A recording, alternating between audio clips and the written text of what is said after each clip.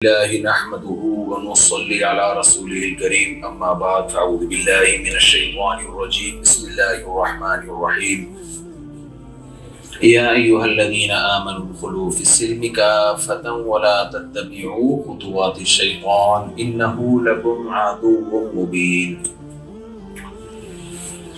یہ اس علاقے کا نام کیا ہے جاپان میں؟ میاگی. کوئی گاؤں ہے نا؟ یہ کوئی صوبہ ہے، چاروں طرف جنگل ہے، میرا خیال ہے پہاڑ ہیں.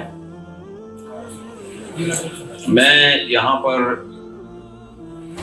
پشاور کے، محمد ایجنسی کے، پنڈی کے، سیالکوٹ کے لوگ زیادہ تر تو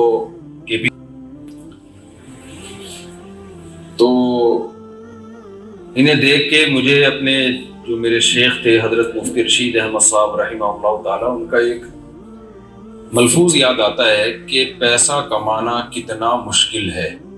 وہ فرمایا کرتے تھے کہ دین پہ چلنا بہت آسان ہے، پیسہ کمانا بہت مشکل ہے.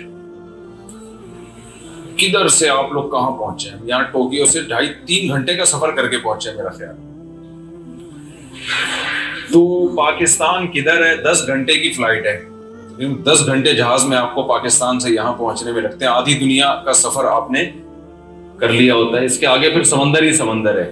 پھر مخالف سمت میں امریکہ شروع ہو جاتا ہے، مغربی. الٹے جب آپ چلیں گے تو گھوم کر امریکہ پہنچ جائیں گے آپ. اتنی دور آپ سب نے سفر کیا، یہاں پشتو والے بھی، پنجابی اسپیکنگ بھی. اتنی دور آپ نے سفر کیا کمانے کے لیے. ایسا ہی ہے نا؟ ایسا تو نہیں ہے یہاں کسی کو لو ہو گیا تھا، کوئی عشق معاشقہ ہو گیا، اس چکر میں یہاں آیا ہے. بعد میں تو ہوا ہوگا. آپ لاہور کے ہیں، سکھر کے ہیں. یہاں سکھر کے لوگ بھی ہیں، سندھ کے لوگ بھی ہیں. بعد میں تو خیر سب جگہ ہی ہو جاتا ہے. لیکن کتنی آپ لوگوں نے اسٹرگل کی، کتنی محنت کی. اپنے ملک کو چھوڑنا، اتنا لمبا سفر کر کے اپنے ریلیٹیو سے دور آ کے رہنا، یہ آسان کام نہیں ہے. میں تو سفر میں مجھے اندازہ ہونا جب آدمی نکلتا ہے تو بس گھر یاد آتا ہے کہ بھاگو. لیکن اللہ نے انسان کے ساتھ لگا دیا ہے پیٹ. یہ پیٹ نہ ہوتا نا تو یہ دنیا آباد نہ ہوتی. فرشتوں نے اب تک کوئی سوئی بھی ایجاد نہیں کی ہے، اس لیے کہ فرشتوں کے پاس پیٹ. اچھا، میرے بیان کا اصول تو پتا ہوگا. آدھا جملہ میں چھوڑ دیتا ہوں، آدھا آپ کو کمپلیٹ کرنا ہوگا تاکہ مجھے پتا چلے آپ میرے ساتھ بات چیت میں شریک ہیں. اچھا، یہاں ہم آئے تھے گھومنے پھرنے کے لیے، ادھر برف دیکھنے کے لیے. برف میں بڑی عجیب عجیب چیزیں بنائی ہیں لوگوں نے. یہ تو مجھے انہوں نے آگے کا بیان بھی کرنا ہے. تو یعنی وہ برف دکھانا وہ رشوت ہے اصل میں. اس کے بہانے مجھے، چلو اچھی بات ہے. میں اس پہ خوش ہو رہا ہوں کہ ایسے علاقے میں اللہ مجھ سے اللہ رسول کی بات کہلوا رہا ہے جہاں میں نے کبھی تصور بھی نہیں کیا تھا کہ ایسے جنگل میں جا کے بھی اللہ تعالیٰ مجھے دین کی دعوت کو پھیلانے کا موقع دیں گے. اللہ ہمیں بھی عمل کی توفیق دے، آپ کو بھی عمل کی توفیق دے. اسلام کی دعوت تو پوری دنیا میں ہے، پوری دنیا میں. آج یہ بتا رہے تھے عیسائی مشنریاں آتی ہیں، بڑی محنت کرتی ہیں. بڑی محنت تو کرتی ہیں لیکن لالچ دیتی ہیں. اسلام کی دعوت میں کوئی لالچ نہیں ہے. دیکھیں یہاں ایک خاتون، جیپنیز خاتون تھی، ابھی اسلام قبول کیا نا انہوں نے، تو کیا ان کو پیسے ملے اس پہ؟ بلکہ نماز کا حکم ان پہ متوجہ ہو گیا، اب سردی میں وضو کرو اور نماز پڑھو. تو اسلام میں دنیاوی لحاظ سے اٹریکشن ظاہری طور پر نہیں ہے. کوئی لالچ کی بیس پہ اسلام کی طرف نہیں آئے گا. لیکن دیگر مذاہب میں بہت اٹریکشن پیدا کی جاتی ہے. تبلیغی جماعت کو دیکھ لیں، پوری دنیا میں اپنا پیسہ خرچ کر کے جا رہے ہیں وہ لوگ. تو کیسے اسلام کا ختم ہونا ممکن ہے؟ یہ ناممکن ہے. اور میں نے دنیا میں جتنی ٹریولنگ کی ہے، کافی سارے ملک میں دیکھ چکا ہوں. ہم جب پاکستان میں ہوتے ہیں نا تو نا امید ہوتے ہیں کہ شاید اسلام زمین میں دھس رہا ہے. لیکن جب دنیا میں سفر کرتے ہیں تو صاف طور پہ پتہ چلتا ہے کہ اگلی صدی کا مذہب اسلام کے علاوہ کوئی اور ہے نہیں. انشاءاللہ اگلی صدی اسلام ہی ہے. کہ دنیا نے ہر نظام کو چیک کر لیا ہے، ہر نظام کو چکھ کے دیکھ لیا ہے. اب دنیا کے پاس اسلام کے علاوہ کوئی اور آپشن نہیں ہے.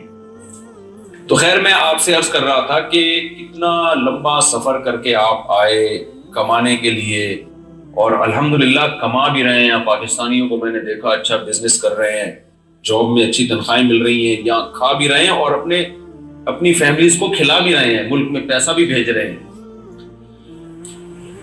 تو یہ کام تو بہت اچھا کر رہے ہیں. ایک ہی کام خاندانی کر رہے ہیں آپ. یہ جو کام کر رہے ہیں نا, ایک ہی کام.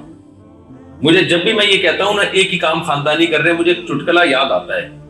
وہ سنائے بغیر مجھے سکون نہیں ملتا. کچھ دن پہلے ایک ہمارے جاننے والے نے دوسری شادی کر لی بیوہ سے. یہ میں نے ان کو کہا تھا کہ ایک ہی کام آپ نے خاندانی کیا. وہ دوسری شادی کی انہوں نے, تو پہلی بیوی نے ہنگامہ کیا. کچھ دنوں کے بعد پہلی بیوی ہو گئی راضی, اس نے کمپرومائز کر لیا, ٹھیک ہے مجھے کوئی اعتراض نہیں. مسئلہ تو پہلی وائف کا ہوتا ہے نا, پہلی وائف کا مسئلہ ہوتا ہے. وہ راضی ہو گئی. کوئی اس وائف کے دور کے کوئی ریلیٹیو, قریب کے بھی نہیں, دور کے کوئی ریلیٹیو آئے اور اس سے جھگڑا کر رہے کہ کیوں کی تو نے. اس نے بیوہ سے کی, اس کے بچے بھی رکھ لیے.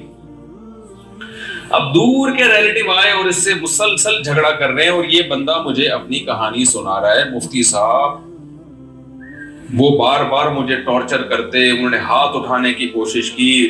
میری بیوی بھی راضی تھی, دونوں بیویاں راضی ہو گئیں. وہ مجھے بہت تنگ کر رہے تھے. مفتی صاحب ایک دن غصے سے میں نے ایک تھپڑ مار دیا ان کو, اور قطعاً میری تھپڑ مارنے کی نیت نہیں تھی. میں اس پہ بہت شرمندہ ہوں. اس سلسلے میں آیا تھا میرے پاس کہ مجھ سے کیا ہو گئی, غلطی ہو گئی.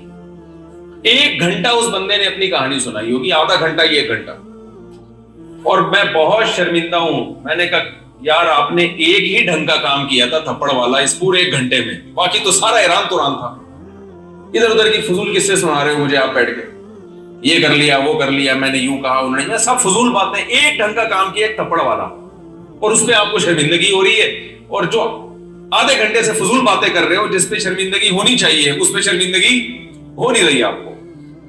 تو کہہ رہے کیا مطلب؟ میں نے کہا بہترین کام کیا آپ نے. وہ کون لگتا ہے جب آپ کی بیوی راضی ہے, اس کے باپ راضی ہے, اس کی ماں راضی ہے, تو وہ چاچے کے ماموں کا پھپھے کا فلانا کا ڈمکانا کون ہوتا ہے آپ کو آ کے ٹارچر کرنے والا. تو جب بھی میں یہ کہتا ہوں نا ایک ہی کام خاندانی کیا ہے, تو مجھے یہ والا واقعہ یاد آتا ہے. تو میں آپ لوگوں سے ایز اے پاکستانی کہتا ہوں, آپ لوگوں نے یہ کام جو کیا ہے نا بہت خاندانی کیا ہے. یہاں آ کے آپ پیسہ کما رہے ہیں, خود بھی کھا رہے ہیں, اور اپنے بچوں کو بھی, فیملی کو بھی سپورٹ کر رہے ہیں. یہ کام آپ نے زندگی میں خاندانی کیا ہے. اس پہ توبہ استغفار نہیں کیجیے گا. بعض دفعہ آدمی ایک نیکی کرتا ہے, توبہ کر کے وہ نیکی ضائع کر دیتا ہے. اللہ کہتا ہے ایک ہی تو نے ڈھنگ کا کام کیا تھا, اس پہ بھی تجھے ندامت ہو رہی ہے.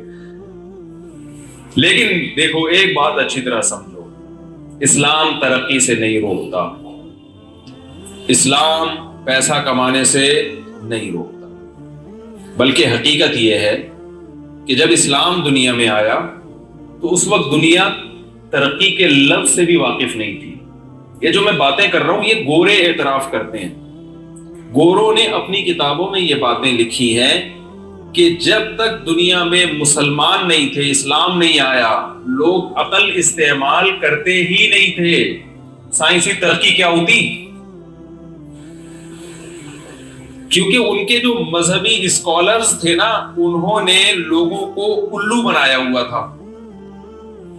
اگر وہ لوگوں کو عقل استعمال کرنے دیتے تو لوگ ترقی کر دیتے اور مذہب کو چھوڑ دیتے, کیونکہ ان کے مذہب تھے باطل. عیسائیت منسوخ ہو چکی تھی, تعلیمات ختم ہو چکی تھی حضرت عیسیٰ علیہ السلام کی. اب آپ بتائیں جو عقل استعمال کرتا ہے وہ بت پرستی کی طرف آئے گا کبھی؟ وہ کہے گا میں نے اپنے ہاتھوں سے بنایا, میں کیوں جھکوں اس کے سامنے؟ تعلیم روکتی ہے نا انسان کو ان چیزوں سے. اس لیے جو مذہبی اجارہ داری تھی نا, مذہبی رہنماؤں کی اجارہ داری, اس نے لوگوں کی عقل کو کیپچر کیا ہوا تھا. میری آواز صاف پہنچ رہی ہے آپ سب تک؟ عقل کو کنٹرول کیا ہوا تھا. وہ ان کو ایجوکیشن اور تعلیم کی طرف نہیں آنے دیتے تھے. یہ سلسلہ صدیوں چلا ہے. اسلام جب دنیا میں آیا تو اس نے نعرہ ہی کیا لگایا, افلا تعقلون, تم عقل سے کام کیوں نہیں لیتے؟ لآیات لأولی الالباب, اس کائنات میں نشانیاں ہیں عقل مندوں کے لیے, بے وقوفوں کے لیے اس کائنات میں کچھ بھی نہیں ہے. وَسَخَّرَ لَكُم مَا فِي السَّمَاوَاتِ وَمَا فِي الْأَرْضِ, سب کچھ اللہ نے تمہارے لیے بنایا ہے تو اس کو استعمال کرو بھائی. یہ خدا نہیں ہے, یہ معبود نہیں ہے, بلکہ یہ تمہاری, یہ کائنات تمہاری غلام ہے. تو اسلام نے آ کے لوگوں کو سوچنے کا پر ابھارا کہ غور کرو, سوچو. یہ گوروں کی بات کر رہا ہوں میں, میرے پاس اس کے حوالے موجود ہیں.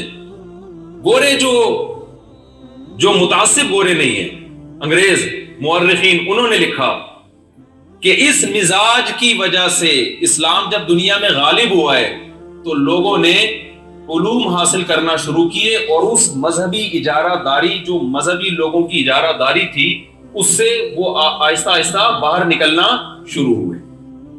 اور 400-500 سال اس زمین پر ایسے گزرے ہیں کہ 400-500 سال تک مسلم سائنسدان کے علاوہ کوئی نام ہی نہیں ملتا ہمیں. ہر فیلڈ میں مسلم سائنٹسٹ, ہر فیلڈ میں مسلم سائنسدان, ہر جگہ مسلم سائنٹسٹ.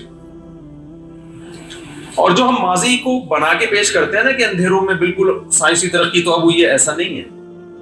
یہ ترقی بہت پہلے شروع ہو چکی تھی, اب عروج پہ پہنچی ہے. میں جب سفر پہ, میرا جاپان کا سفر 1 ہفتہ پہلے تھا, ارشاد بھائی کو پتا ہے, ڈیلے ہوا, میری داڑھ میں تکلیف تھی. وہ کوئی آڑی ترچھی داڑھ بہت پرانی نکلی ہوئی تھی, تو وہ 10 سال تک وہ چائنیز ڈاکٹر نے علاج کیا تھا, 10 سال کے بعد اس میں پین دوبارہ شروع ہوا. تو روٹ کینال ہوتی ہے نا, میں نے ڈاکٹر کے پاس گیا, بڑے ایکسپرٹ ڈاکٹر ہیں, انہوں نے کہا روٹ کینال ہوگی. وہ روٹ کینال میں آپ کو پتا ہے 1 ہفتے کی ٹینشن ہے. میں نے ڈاکٹر صاحب سے پوچھا, بڑے ایکسپرٹ ماہر ڈاکٹر ہیں, ڈینٹسٹ ہیں, میں نے کہا ڈاکٹر صاحب, جب پرانے زمانے میں کسی کی آڑی ترچھی داڑھ نکل جاتی تھی تو وہ بیچارہ کیا کرتا ہوگا اس زمانے میں, بھائی؟ ابھی تو ڈینٹسٹ ہمیں لٹا دے گا, اور اس کے پاس اتنے انسٹرومنٹ ہیں, اتنے آلات ہیں, ایک بے ہوشی کا انجیکشن لگائے گا, پھر داڑھ پلاس سے نکالے گا, پھر نئی جڑیں ڈال دے گا اس میں. سارا ایک اچھا خاصا پیچیدہ سسٹم ہے, ورنہ داڑھ کا درد کس قدر مصیبت دے دیتا ہے انسان کو. تو میں نے کہا یہ تو پہلے زمانے میں بھی ہوتا ہوگا نا. تو پہلے زمانے میں کیا کرتے تھے لوگ؟ کیا ہتھوڑے سے دانت توڑ کے نکالتے تھے؟ کیا کرتے تھے؟ علاج کیا ہوتا تھا؟ ڈاکٹر صاحب نے بڑی خاندانی بات کی. انہوں نے کہا کہ یہ جو فرعونیوں کی جو لاشیں پڑی ہوئی ہیں نا, حنوط شدہ لاشیں, ممیز جس کو کہا جاتا ہے,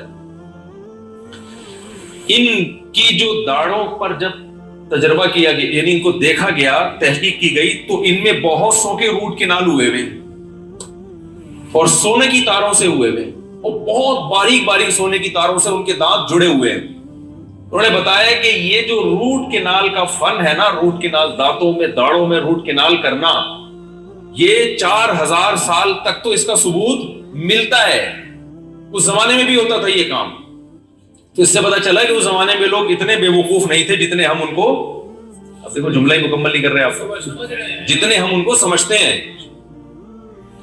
پھر ان ڈاکٹر صاحب نے ایک اور بات کی کہ ہوا یہ کہ بہت سی چیزیں پہلے سے تھی, گورے نے اپنے کھاتے میں ڈالی ہیں. وہ سمجھ رہے ہیں, وہ کتابوں میں پہلے سے تھی.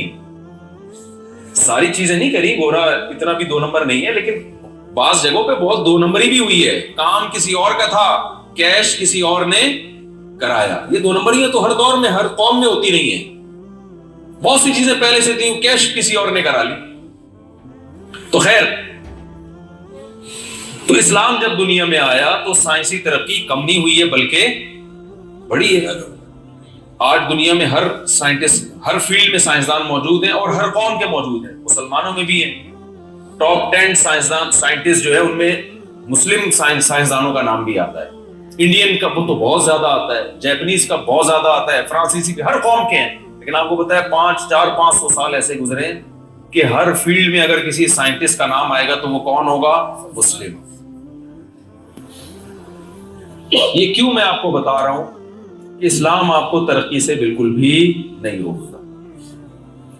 تو اس سے پتہ چلتا ہے جو جاپان نے اتنی ترقی کر لی ہے, ہر چیز میں ایکوریسی, ایکسیلنسی.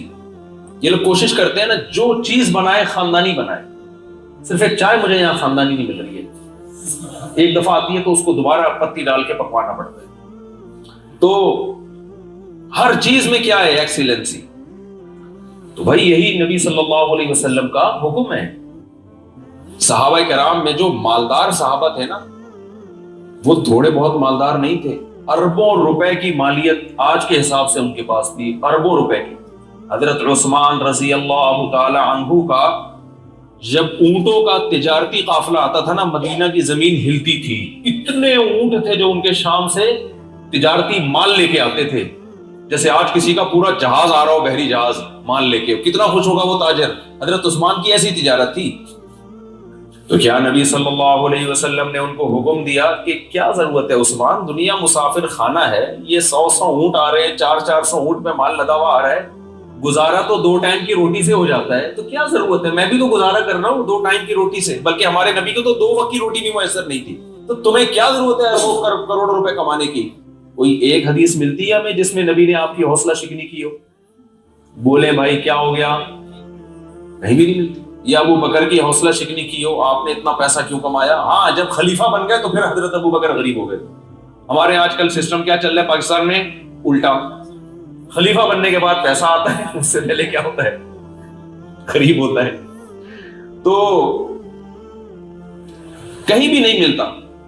تو اس لیے بھائی اسلام تھا جس نے دنیا کو ترقی سکھائی۔ یورپ میں کیا ہوا؟ یورپین جو تھے نا، انہوں نے جو مذہب کو نکالا نا اپنی سوسائٹی سے، ہوا یہ کہ یہ لوگ آیا کرتے تھے اندلس میں، مسلمانوں کی یونیورسٹیاں جو افریقہ میں، یہ وہاں دیکھتے تھے کہ یار یہ مسلم الگ ٹائپ کے لوگ ہیں، یہ پڑھ بھی رہے ہیں، سائنسی ترقی بھی کر رہے ہیں، اور جب ہم جاتے ہیں اپنے ملکوں میں، وہاں پادریوں کے شکنجے سے ہی نہیں ہم نکلتے۔ انہوں نے جن، چڑیل، بھوت، روحانی عامل اور یہ ساری چیزیں پادریوں میں ہول سیل کے حساب سے تھی، جو آج کل ہمارے یہاں بھی آ گئی ہیں۔ یہ اس شکنجے سے نکلتے ہی نہیں ہیں۔ اور مسلمان کیا کر رہے ہیں؟ یہ آتے تھے ہماری یونیورسٹیوں پڑھنے کے لیے، 400 سال تک انہوں نے ہماری یونیورسٹیوں میں پڑھا ہے، اور پھر جب انہوں نے یونیورسٹیاں بنائی ہیں تو 400 سال تک ہماری کتابیں ان کی یونیورسٹیوں میں پڑھائی گئی ہیں، اس کے بعد جا کے یہ نکلے، اس سے آزاد ہوئے ہیں۔ تو یہ ان کے اندر آہستہ آہستہ مذہب سے بغاوت پیدا ہونا شروع ہوئی۔ لیکن آپ کو پتا ہے ری ایکشن جب ہوتا ہے نا، تو بعض دفعہ انسان ری ایکشن کے نتیجے میں انتہا تک پہنچ جاتا ہے۔ آپ کو پتا ہے دشمنیوں میں اعتدال بہت کم ہوتا ہے نا۔ جب آپ کسی سے جان چھڑاتے ہیں نا، تو انسان کی نیچر ہے وہ کہ وہ بالکل ایکسٹریم لیول پہ جا کے اس کی مخالفت کرتا ہے تاکہ لوگ اس کو چھوڑ دیں۔ یہ لوگ بیزار ہو گئے، ان کی ایجوکیٹڈ لوگ جو پڑھ لکھ کے آتے تھے اپنے پادریوں سے اور مذہب سے بیزار ہو گئے۔ تو یہ سمجھنے لگے کہ یہ مذہب ہے، عیسائیت ہے جو ترقی میں رکاوٹ۔ یہاں ان سے مسٹیک یہ ہوئی کہ بھائی جو تحریف شدہ عیسائیت ہے وہ اللہ کی طرف منسوب نہیں ہے۔ جو اوریجنل عیسائیت عیسیٰ علیہ السلام لے کر آئے تھے وہ آپ کو ترقی سے نہیں روکے گی۔ اس میں کہیں نہیں ہے کہ زمین گول کہہ دو تو کفر کا فتویٰ لگا دو، اور یہ کہہ دو کہ زمین سورج کے گرد گھومتی ہے تو اس کو گیلیلیو کو لے آئے تھے نا کورٹ میں مارنے کے لیے کہ تو کہہ رہا ہے زمین سورج کے گرد گھومتی ہے۔ حالانکہ نہ عیسیٰ علیہ السلام نے ایسا کوئی دعویٰ کیا کہ جو کہے کہ زمین سورج کے گرد گھومتی ہے تو وہ دائرہ عیسائیت سے خارج ہے۔ ہر جگہ لا کے نا مذہب اور سائنس کو آپس میں لڑوانا شروع کر دیے، کیونکہ پادریوں کو یہ تھا کہ اگر یہ سائنس کی طرف گئے تو ہمارا منجن نہیں بکے گا۔ جبکہ مسلم اسکالرز میں بڑے بڑے فقہاء، محدثین، علماء تو ترقی کر رہے تھے۔ ہاں کچھ مسلم سائنسدان ایسے ملتے ہیں جن کو حکومتوں نے سزا دی، ان کو سائنٹسٹ ہونے کی وجہ سے نہیں، بلکہ جیسے آج الٹے سیدھے فرقے ہیں، صحیح بھی ہے غلط بھی ہے، تو اس زمانے میں بھی تھے۔ تو کچھ ایسے تھے جن کے نظریات ہی غلط تھے، نہ وہ اسلام کے مطابق تھے نہ وہ سائنس کے مطابق تھے۔ کچھ باتیں ان کی سائنس کی ٹھیک بھی تھی، کچھ غلط بھی تھی، لیکن ایسا نہیں تھا کہ اسلام سائنس کے خلاف ہو یا مسلم اسکالرز نے سائنسدانوں کی مخالفت کی ہو، بلکہ یہ جو مدرسے کا تصور آیا ہے کہ جس میں دینی تعلیم ہوگی، یہ بر صغیر میں ہندوستان میں انگریز کے آنے کے بعد آیا ہے۔ انگریز جب ہندوستان میں آیا اس نے ساری تعلیمی ادارے مسلمانوں سے چھین لیے، تو پھر مسلمانوں نے کہا، جو علماء تھے انہوں نے کہا یہ تعلیمی ادارے تو ہمارے ہاتھ سے گئے، اب کم از کم ہم مذہب کو تو بچائیں، تو پھر مدرسے کھولے گئے جہاں صرف مذہب پڑھایا جاتا ہے۔ انگریز کے آنے سے پہلے خلافت عثمانیہ میں بھی اور پوری دنیا میں بھی مدرسہ اور اسکول ایک ہی چیز کے دو نام تھے۔ جس چھت کے نیچے کوئی مفتی بن کے نکلتا تھا، اسی چھت کے نیچے اسی مدرسے میں اسی کا کلاس فیلو وہ سائنٹسٹ بھی اسی میں بن کے نکلتا تھا. تو مسلمان علماء کیسے سائنسدانوں کی مخالفت کرتے ہیں سائنس کی؟ وہ تو خود پڑھا رہے ہیں وہاں بیٹھ کے. یہاں تک بات کلیئر ہو گئی. اب ہوا کیا؟ ہوا یہ کہ جب گورے نے بغاوت کی نا مذہب سے تو ایکسٹریم لیول پہ چلا گیا.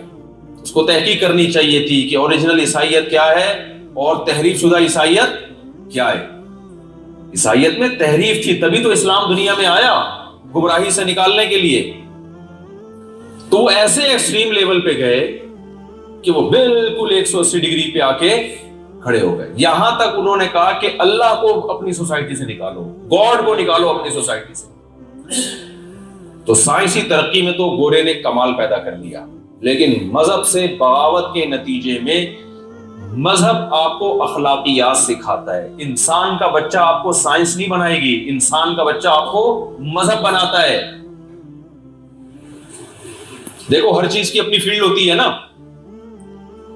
نبی صلی اللہ علیہ وسلم نے صحابہ کرام سے فرمایا کہ کھجوروں کے جو نر مادہ پھول ہیں ان کو آپس میں نہ ملایا کرو. صحیح ہے, مسلم کی حدیث ہے. صحابہ نے نہیں ملایا اور پیداوار میں کمی ہو گئی. کیا ہو گئی پیداوار میں؟ کھجور کم پیدا ہوئی. گھور ملاتے ہیں نا. وہ صحابی آئے نبی کے پاس شکایت لے کے, یا رسول اللہ آپ نے ہمیں حکم دیا تھا, مجھے حکم دیا تھا کہ میں یہ گھور نہ ملاؤں آپس میں, لیکن ریزلٹ اس کا یہ نکلا کہ اس دفعہ کھجور کی پیداوار میں کمی ہو. تو آپ صلی اللہ علیہ وسلم قرآن کی تفسیر کیسے لکھ رہے ہیں؟ تو جس چیز میں زندگی گزری ہے وہ لکھ, اس کے علاوہ کوئی اور کام کر رہا ہے وہ. خیر, ہمارے نبی صلی اللہ علیہ وسلم نے فرمایا کہ انتم اعلم بامور دنیاکم منی, تم لوگ دنیا مجھ سے زیادہ بہتر جانتے ہو. تو میں نے تو ایک مشورہ دیا تھا, میری ایک رائے تھی, دنیا کے معاملے میں میری رائے صحیح بھی ہو سکتی ہے اور غلط بھی. فرمایا فَإِذَا أَمَرْتُكُمْ بِأَمْرِ دِينِكُمْ فَاتَّقُوا اللَّهَ مَا اسْتَطَعْتُمْ, کہ جب میں تمہیں دین کے معاملے میں کوئی بات حکم دوں تو اللہ کا ہی سے ڈرو, اور جب دنیا کے معاملے میں حکم دوں تو تم دنیا مجھ سے زیادہ جانتے ہو. کس قدر واضح اور 2 اور 2 4 کی طرح حدیث ہے. بھائی مذہب کا ٹاپک اخلاقیات سکھانا ہے, انسان کو انسان بنانا ہے. مذہب اگر پیسہ کمانے کی بھی ترغیب دے رہا ہے وہ اس لیے تاکہ آپ لوگوں کے سامنے ہاتھ نہ پھیلائیں, کیونکہ اللہ کو یہ چیز پسند نہیں ہے کہ انسان مخلوق کے سامنے ہاتھ پھیلائے. یہ غیر اخلاقی حرکت ہے. اللہ چاہتے ہیں کہ تم اللہ کے محتاج ہو, اللہ ہی کے بن کے رہو, اپنے جیسوں کے سامنے ہاتھ نہ پھیلاؤ. تو یہ اس کا تعلق چونکہ اخلاقیات سے ہے, اس لیے مذہب آپ کو پیسہ کمانے کی ترغیب دے رہا ہے, لیکن لالچی بننے سے روک رہا ہے, کیونکہ پیسہ آنے کے ساتھ لالچ آنا یہ غیر اخلاقی حرکت ہے. اس لیے مذہب ساتھ ساتھ یہ بھی کہہ رہا ہے پیسہ کماؤ, پیسے کی ہوس پیدا بولو مت کرو. پیسہ اگر اللہ نے دیا ہے غربا اور مساکین پہ خرچ کرو, چھن جائے تو بہت زیادہ ٹینشن نہ لیا کرو. یہ سوچا کرو کہ یہ دنیا مسافر خانہ ہے, سفر میں اگر بیٹھنے کو سیٹ مل جائے, بزنس کلاس میں ہو جائے بہت اچھا, ورنہ پائیدان پہ پاؤں رکھ کے بھی آدمی سفر کر لیتا ہے, تو ٹینشن لینے کا نہیں ہے. ان چیزوں کا تعلق کس سے ہے؟ اخلاقیات سے. لہذا مذہب اخلاقیات کے بارے میں گائیڈنس مذہب ہی کے پاس ہے, اس کے علاوہ ہے نہیں. اب جب یورپ نے اور جاپان نے اور امریکہ نے اور ان لوگوں نے جب اپنی سوسائٹی سے مذہب نکالا تو سائنسی ترقی تو ہو گئی, وہ تو ویسے ہی ہونی تھی, مذہب نہ بھی نکالتے, ترقی تو ویسے ہی ہونی تھی ان کی. وہ تو دنیا جا رہی ہے نا, ارتقاء ہے نا ترقی کا. لیکن اخلاقیات میں کیا ہو گئے؟ زیرو. تو 2 طرح کی انتہائیں ہیں. ایک انتہا وہ دنیا میں چل رہی ہے نا, جس نے مادی ترقی کو بیس بنا کر مذہب کو اپنی سوسائٹی سے نکال دیا, وہ بھی تباہی کی طرف جا رہے ہیں. اور ایک انتہا وہ ہے جو مذہبی انتہا پسندی, انہوں نے مذہبی انتہا پسندی میں یہاں تک پہنچے کہ مسلمانوں کو ایجوکیشن سے محروم کر دیا. ان کو تعلیم میں بجائے حوصلہ افزائی کرنے کے. اب آپ مجھے بتاؤ, میں ایک حدیث سناتا ہوں. ہمارے نبی صلی اللہ علیہ وسلم کے پاس ایک صحابی آئے اور انہوں نے بھیک مانگی. نبی صلی اللہ علیہ وسلم نے فرمایا تمہارے پاس کچھ گھر میں ہے؟ وہ ایک برتن اٹھا کے لے آئے. نبی نے اس برتن کو نیلام کیا. کون ہے جو خریدے گا؟ ایک صحابی نے کہا 1 درہم. آپ نے فرمایا 2 میں کون خریدے گا؟ اس سے زیادہ میں کون؟ ایک نے 2 درہم لگائے, نیلام کر کے 2 درہم میں بیچ دیا اس کو. 2 درہم آ گئے صحابی کے پاس, فرمایا یہ لو, جاؤ کلاڑی خرید کے لاؤ. یہ پوری حدیث سنیے گا غور سے. وہ کلاڑی خرید کے لائے, آپ نے دستے وہ جو ہے نا دستہ اس کلاڑی میں ڈالا اور فرمایا جاؤ جنگل سے لکڑیاں کاٹو. انہوں نے لکڑیاں کاٹی, فرمایا اس کو بیچو. بیچتے رہے, کچھ دنوں کے بعد آئے تو برتن بھی خرید لیا اور کچھ پیسے بچا بھی لیے. آپ صلی اللہ علیہ وسلم کو یہ بات پسند نہیں تھی کہ آپ کا ایک امتی پیغمبر کے سامنے بھی ہاتھ پھیلائے. یعنی ہاتھ بھی کس کے سامنے پھیلا رہے ہیں؟ سید الانبیاء کے سامنے. عام مسلمان بھی نہیں, غیر مسلم تو سوال ہی پیدا نہیں ہوتا. کس کے سامنے؟ سید الانبیاء کے سامنے ہاتھ پھیلانا نبی کو پسند نہیں آیا. اب آپ مجھے بات بتاؤ, ہمارا کنٹری ایز اے کنٹری اور ایز اے اسلامک کنٹری جب IMF سے قرضہ مانگتا ہے جو کہ مسلم نہیں ہے, تو ہمارے نبی کے دل پہ کیا گزرتی ہوگی؟ میں سمجھا پا رہا ہوں اپنی بات؟ یعنی ایک شخص نہیں مانگ رہا, قوم مانگ رہی ہے, اور قوم بھی وہ جو اسلام کے نام پہ الگ ہوئی ہے, اور مانگ بھی کسی تہجد گزار پرہیزگار مسلمان سے نہیں یا سعودی عرب سے نہیں, غیر مسلموں سے مانگ رہی ہے. تو کیا وہ نبی یہ نہیں چاہیں گے کہ یہ ملک ترقی کرے؟ ہمارے نبی نے ان صحابی کو ترقی کے راستے پہ لگایا کہ نہیں لگایا کہ بھائی فی الحال یہ ترقی پاسبل ہے کہ کلاڑی خرید کے لکڑیاں کاٹو؟ یہ تو ایک اشارہ ہے نا. پیغمبر کو 23 سال دیے گئے تو 23 سال میں آپ نے مثالوں کے ذریعے اصول سمجھائے ہیں, کیونکہ 23 سال میں کام قیامت تک کا دیا گیا ہے آپ کو. تو ظاہر ہے اس میں 23 سال میں چند اصول سمجھائے ہیں جس سے آگے مجتہدین علماء کرام وہ بڑے بڑے لاز اور اصول جو ہے نا امت کو بتائیں گے.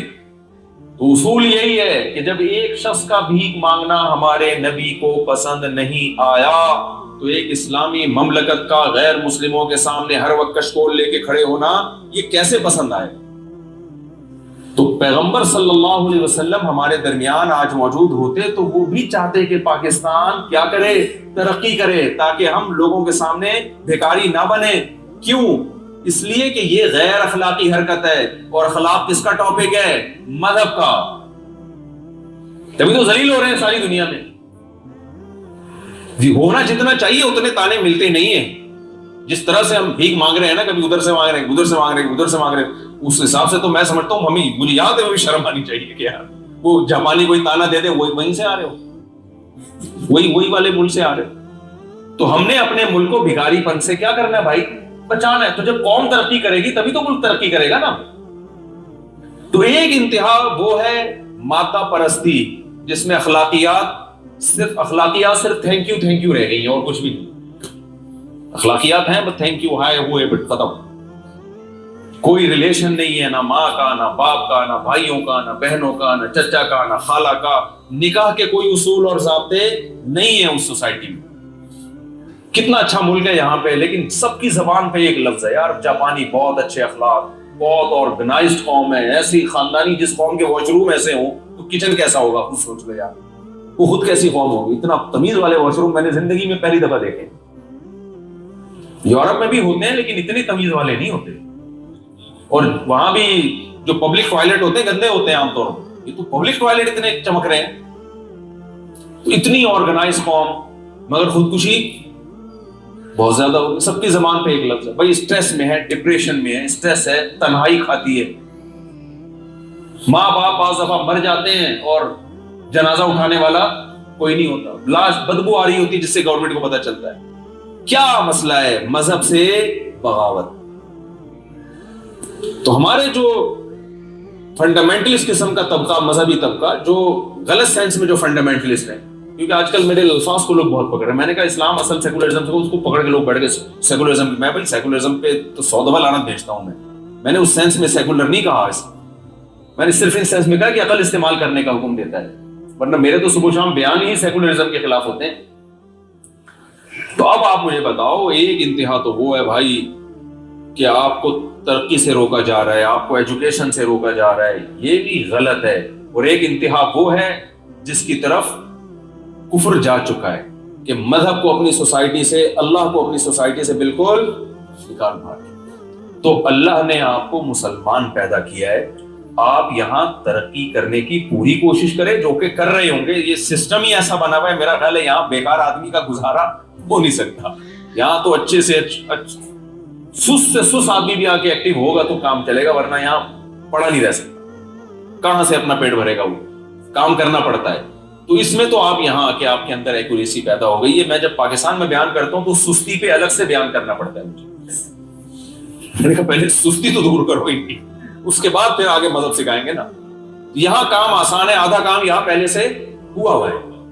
لوگ چست ہیں، کما رہے ہیں، آ رہے ہیں، جا رہے ہیں، کھا رہے ہیں، ماشاءاللہ کما بھی رہے ہیں، گھر میں بھیج بھی رہے ہیں۔ آدھا کام رہ گیا ہے بھائی، مذہب سے بغاوت مت کرنا، ورنہ بہت برا انجام ہوگا۔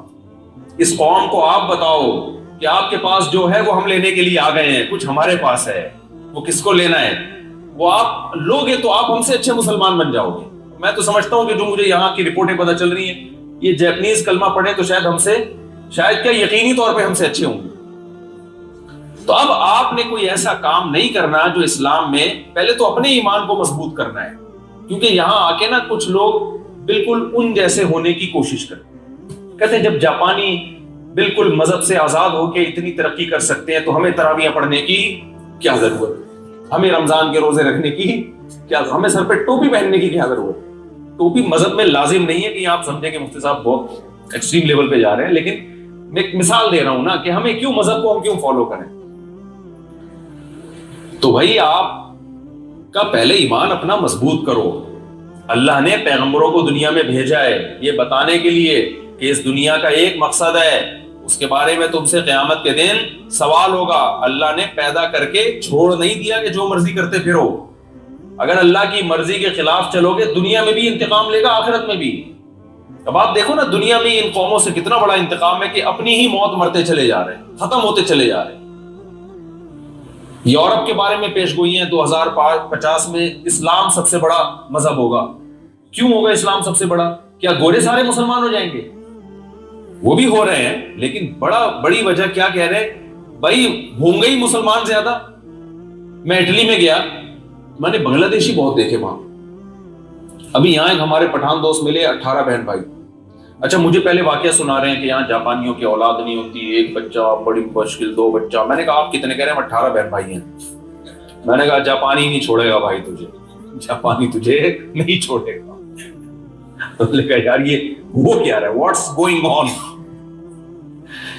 تو اچھا میں تو جہاں جاتا ہوں وہاں اسپیڈ مسلمانوں کی اور بڑھ جاتی ہے۔ میرے بیانات اس ٹائپ کے ہوتے ہیں، وہ تھوڑا سا ایکسیلریٹر پہ پاؤں رکھ دیتے ہیں کہ تھوڑا اور اسپیڈ بڑھاؤ۔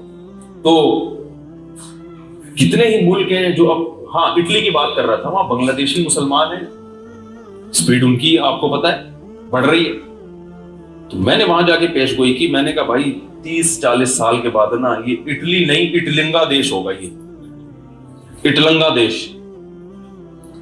تو تنہائیاں کھا رہی ہیں، محبتیں ختم ہو رہی ہیں۔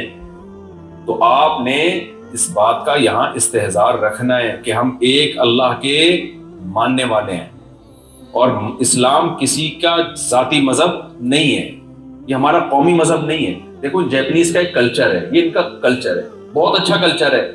آپ ان کو بولو آپ کا یہ بہت اچھا کلچر ہے کہ آپ ہر ایک سے تمیز سے بات کرتے ہو، اس زبان میں گالی نہیں ہے۔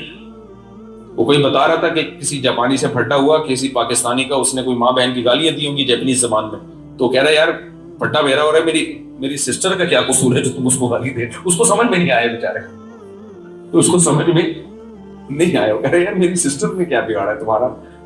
تو یہ بھی سوچنے لگا ہوگا یار اس کی سسٹر کو کیوں گالیاں دے رہا ہوں؟ کہہ رہا ہے وہ اپنے گھر میں اپنے لائف کو انجوائے کر رہی ہے۔ تو گالیاں نہیں ہیں زبان میں، تمیز ہے، احترام ہے، قانون کی پابندی ہے، سب اچھی چیزیں۔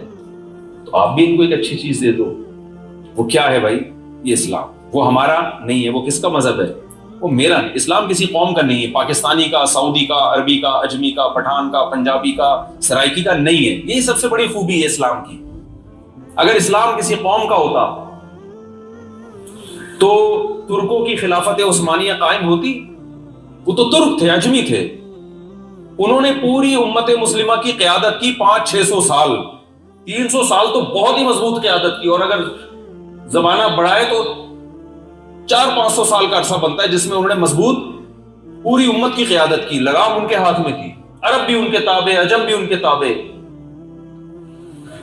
اسلام اگر کسی خاص قوم کا ہوتا تو لوگ اسلام کے نام پہ جس طرح جہاد کے میدانوں میں جانے دی ہیں وہ تو صرف عربی دے رہے ہوتے۔ اجمیوں کی بہت بڑی قربانی ہے، جیسے عربوں کی، اجمیوں کی بھی۔ علمی میدان میں اجمی کتنے آگے بڑھے، چاروں امام جنہوں نے فقہ پہ بہترین کام کیے، امام حنیفہ، امام مالک، امام شافعی، احمد بن حنبل، ان میں صرف امام شافعی عربی ہیں، باقی تینوں امام کیا ہیں؟ اجمی ہیں، جن کا فقہ پوری دنیا میں پھیلا۔ 99% امت نے یا 70% امت نے ان کو فالو کیا، 30% نے امام شافعی کو فالو کیا جو عربی تھے، 70% نے اجمی اماموں کو فالو کیا۔ حدیثوں میں دیکھ لو، امام بخاری اجمی ہے، عربی نہیں، بخارا کے ہیں، اجمی ہیں، عرب ان کو فالو کرتے ہیں کہ نہیں کرتے؟ امام مسلم اجمی ہے، صرف امام ابو داؤد یا ایک دو اور اس وقت میرے ذہن میں ان کا نام نہیں ہے، حدیث کے امام ہیں جو عربی ہیں، باقی سارے کون ہیں؟ اجمی۔ تو یہ اجمیوں نے اتنا بڑھ چڑھ کر حدیث کو بھی سینے سے لگایا، قرآن کو بھی سینے سے لگایا، پوری دنیا میں جہاد بھی کیا۔ وجہ کیا تھی؟